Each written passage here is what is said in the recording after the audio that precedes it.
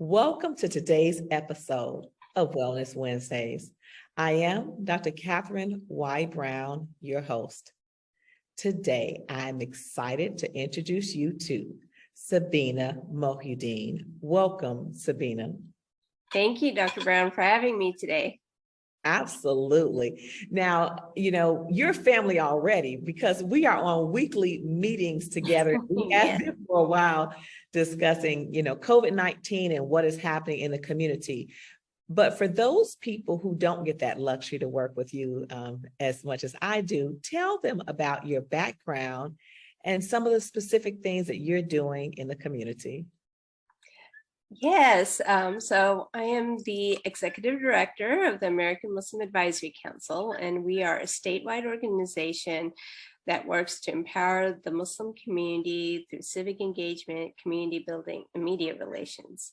And so there are about 70,000 Muslims across the state and over 45,000 in Middle Tennessee.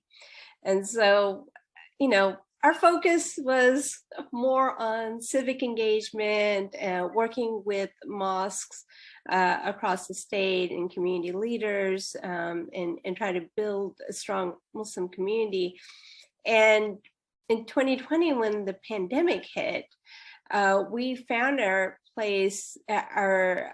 ourselves in a place where we were looked upon to help our communities navigate this new reality of the pandemic. And so we started doing educational webinars on COVID. We started to advocate for more resources for our community, so that, they had the food that they needed, and that their issues were being brought forward as people were forced to stay home or they weren't, schools were being closed. And so we just found ourselves pivoting in our work and responding to COVID. And when the vaccines came out, we were helping arrange COVID vaccination clinics at the mosque. So really bringing it to the community. And I think one of the things we saw was the need for trusted messengers, right? So the city had, their plan and their response to COVID, but it wasn't really reaching our communities, the Muslim community. Why do you think it didn't reach the Muslim community? Was it that the messaging wasn't being directed there, or is it some other reason why? So yes, that's one thing, that the message was not directed at Muslims in the way that would really speak to Muslims, right? And so using messaging that incorporates a religious point of view. And it's very interesting because in Islam, there's actually sayings of the Prophet Muhammad about if you're in a place where there is a epidemic or a disease going around, you should not travel outside that place because you don't want to spread it. And if you know there's a place where there's a disease being epidemic, you should not go to that place. So actually Islam has some instructions on how to ensure the well-being of the health of the community. And so being able to say, look, from an Islamic perspective, it is important we understand what these directives were in terms of, that we should stay home, we should mask up. We had to close the mosque, like many churches were closed. And there was pushback in the community. Do we really need to do this? But really bringing in Muslim leaders to explain, yes, we have a religious responsibility to keep our communities safe. So I think, and then another thing is it's how much our, whether the health department or government agencies, how well connected were they with the Muslim communities to begin with? And so all of a sudden they want our communities to listen to what they say, but you have to build trust. And that's where AMAC was kind of like that in-between organization that could help build that trust. Yeah. Sabina, you brought up so many points, and I don't really want to miss any of these points, because one, you talked about, if you don't have an existing relationship with a community, what would make them want to listen to you now that there is a pandemic happening? That is a true point.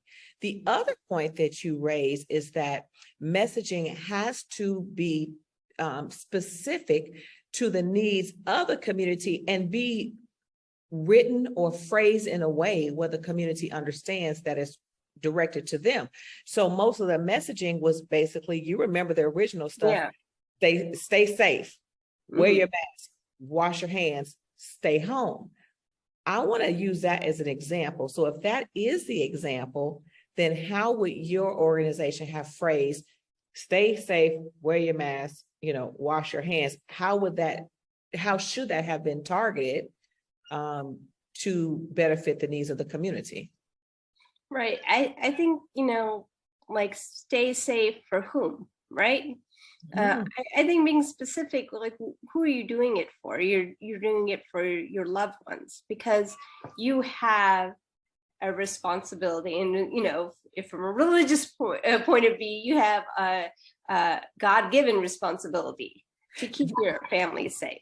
And so, Sabina, and this is what I want. I do want you to elaborate, because I'm really asking you, because we have viewers around the world, and you have shared this with us on the meetings that I'm on with you, but I'm not convinced that someone who's watching this right now really understands what you're saying.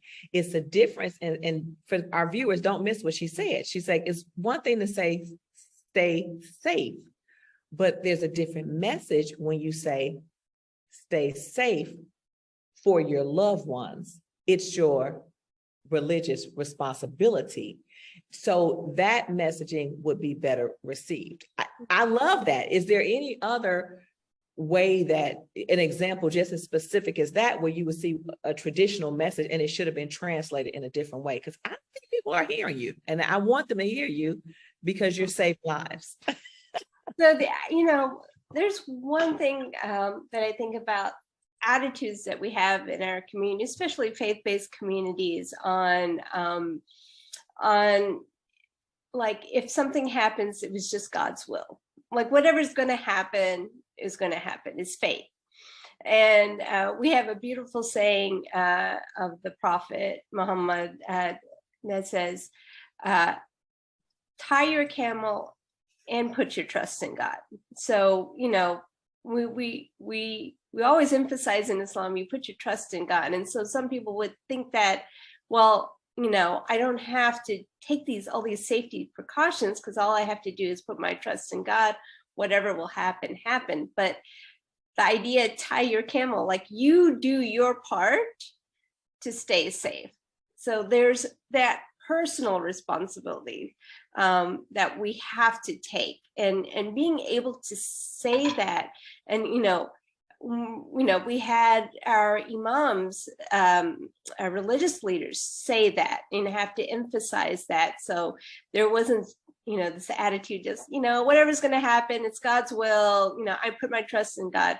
But yes, you do that, but you tie your camel, you do your part, that we have a personal responsibility. So just seeing the issue from a personal responsibility, but then also a communal responsibility. You're responsible to your friends and family. I love it. First of all, thank you for the way that you always explain that in a way that people can understand it. Because if we can't get the message to the community, we can't help save lives. And also for the community to empower, right, and come from within and do what it needs to do for itself as well. So I think there's a lot of different conversations. So what does wellness look like for you now as opposed to during the pandemic? Because things have changed a lot. I think understanding that wellness is not,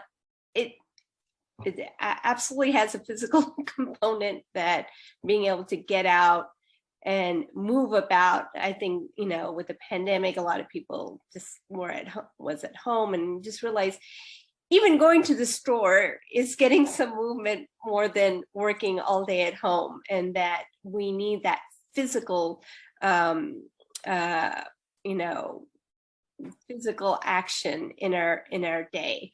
But the other piece is the mental health, and I think that's what the pandemic highlighted, that a lot of people suffered, their mental health suffered because they weren't out and active, they weren't physically active, and then they weren't seen around friends and family, and so how do we address those issues? And for me, I mean, personally, I think, during the pandemic, I was fortunate that, I had two of my children were still at home. One was in high school. And then I had family nearby. So for my mental health, I was able to get out, see my family, even though, there were a lot of restrictions. But not everyone had that. And so, making sure that we are taking care of the mental health of our community, I think it's important. Beautiful. I'm so glad that you said that. Now, I want everyone to know two things. How can they get in touch with you? Any website, social media information, and then I want you to tell us about your upcoming events, ways that we can support the work that you are doing, because I truly honor you for all the ways that you are helping to educate and raise awareness. So will you help us by educating our viewers on how they can follow your work and get connected with you? And then what are you doing coming up? Thank you. Well, you can follow us on Facebook at American Muslim Advisory Council, or Instagram and Twitter at AMACTN, AMACTN. Or you can look at our website, sign up for our newsletter. I think our newsletter is the best way to keep up with what's going on, events coming up, but that's at amactn.org. And so events coming up, as you know, we're working on a lot. So yeah, vaccination events, especially with the new vaccine that has come out. I think a lot of people are they really take advantage of these free events in places that are convenient to them, so at mosques. So we have one planned in Chattanooga on October 14th, and later this month we have one in Nashville. So that's on the COVID side of the world. On the other side of the world, we're doing some activities in Memphis around civic engagement and getting people ready for the November elections, and we'll have them in Nashville and Knoxville also. Oh, I love it. Now, listen, this video is going to be archived for a long time. So today is September 28th, 2022. And so the events that Sabina is talking about are October and November 2022, respectively. However, if you are watching this Wellness Wednesday episode after those dates, please go to her website, where you can find more information about the current work. Because what I do know about Sabina is that she's always doing something in the community. What is something that you want to share with our viewers as it relates to COVID-19 that I have not asked you? Because I told you this episode is all about you and what you and what we can learn from your work. Well, I don't know. I know one of the questions was what good habits you created, and unfortunately, I was thinking back. I think I created really terrible work habits, because you know when you're working at home, you don't have that traditional 9 to 5 kind of timing, and things kind of spill over to the evening. But one thing I started when the pandemic hit was, before that, I think I hardly ever watched anything on Netflix. and so one of the first shows I watched was The People versus O.J. Simpson, and I loved it. And so in the last 2 years, especially with my daughter, we've been watching different series together, and I just like that as a family time, being able to just kind of relax at night and look forward to watching something. I love it. You know, speaking about the workplace and habits, some people have told me that they felt that they had better personal health habits in terms of nutrition, like eating, you know, breakfast, lunch, and dinner when they were working at home versus being in the office. Have you had people tell you anything similar? I think there's, you know, two sides that sword. Being at home is access to your pantry 24/7, right? And so you can always graze and go pick up chips. So you got to be responsible what they put in the house. Yes, exactly. But I think overall it's just better timing when I had breakfast, lunch, and dinner. And then I just love, because I was at home, you know, my son was in high school, and just being able to make him lunch, you know, or just ask him, you know, what are you going to eat? And seeing the kids in the day, even though they knew that I was busy, and they know all about my work, because they're like, you don't use headphones enough. So so they can go out and educate the community because they have heard you over and over. I love it.